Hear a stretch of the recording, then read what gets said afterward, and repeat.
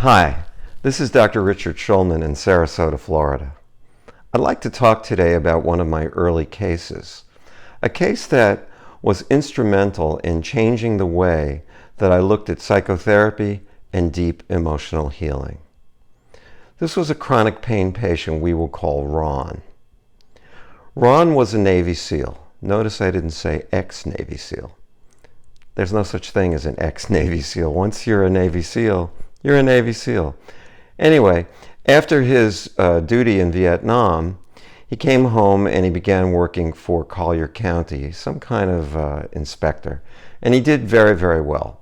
Very well liked, very good work ratings.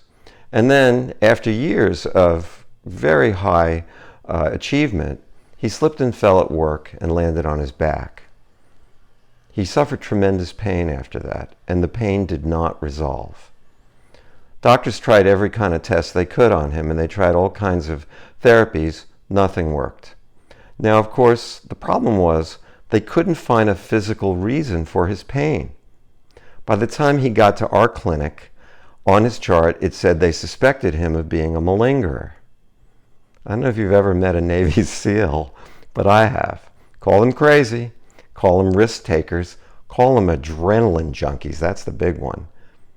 Malingerer? Nah, impossible. So anyway, we were trying to figure out what was going on with him. I did my interview.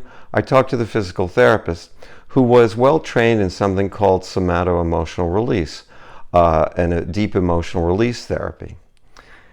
She said, we're going to work together on this guy. I said, that would be cool. I like the idea. Anyway, she handed me a tape of Dr. John Upledger describing somato-emotional release. And he described a case where he held the patient's arm at a certain angle, and it brought up a memory of the patient being held back by her shoulder. When it came up, the patient had a deep release, and then her symptoms subsided. I said, this is very cool. And actually, I felt that maybe my career as I knew it was over. I was really looking forward to this. Anyway, I had a little tiny office that just barely fit a massage table, and Ron got up on the table. The physical therapist started working with him. Now, what she was looking for was something we call still point. Still point is when the pumping of cerebrospinal fluid stops.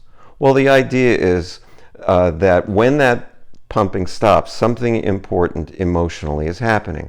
Upledger calls it a significance detector. I don't think that goes far enough. So I call it an information detector. It's where the information is. Anyway, it could be anything, what the patient is talking about, something going on in the room, or a body position. In this case, the physical therapist had the insight that a certain body position might create the still point. So she had him sit up against the wall. The table was propped against the wall, and with his feet up in a hunched position, and she began to gently rock him. I said, does this remind you of anything? He said, I'm back in Vietnam.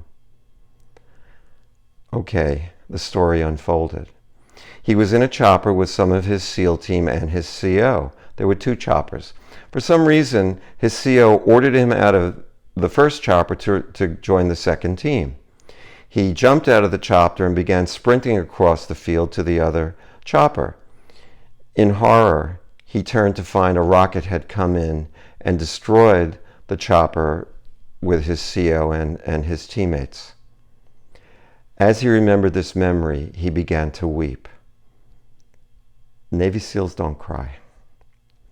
He wept deeply, bitterly, of his losses, of the people that he had been through so much with, and he never had a chance to grieve. The remarkable thing was, I actually saw his back change shape as he did it. It was incredible. And he spoke about, coming home from Vietnam, some of the terrible experiences. People spat at him. He was very bitter about the experience, and he had completely stored it.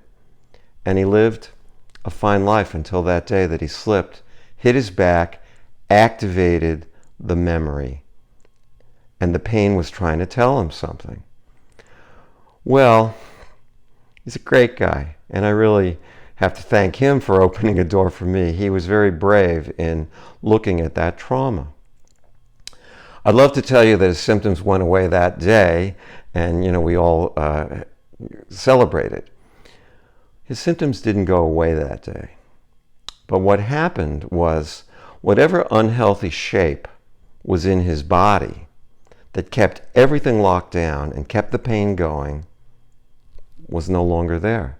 So all the good things that we wanted him to do, strength training, flexibility, body mechanics, time management, stress management, they all became available to him, and he started to get better. He was with us for 3 weeks inpatient, and then he went off to outpatient, and the last I heard, he was living a productive and happy life.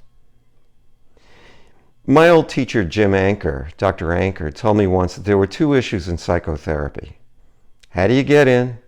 What do you do when you're in? Psychotherapists take a long time to get in. Sometimes months, years, before we really get both comfortable with what's going on and the patient's comfortable with us. I'm a maverick. I have to go faster. The body therapist gets in like that. So imagine, the door is open, we can do the processing, potentially saving the patient months or even years of suffering. The results are good. I actually did a research project, and the only private practice guy I know who did a research project to see if the therapy worked. It really did. And that is, to me, such a great thing. So, if you'd like to know more about it, you can read my book, The Labyrinth of Healing, The Emotional Shifting Process, which you can get on Amazon, or you can contact me directly through my Facebook page, the Labyrinth of Healing Facebook page, or you can email me at dr.richardshulman@yahoo.com.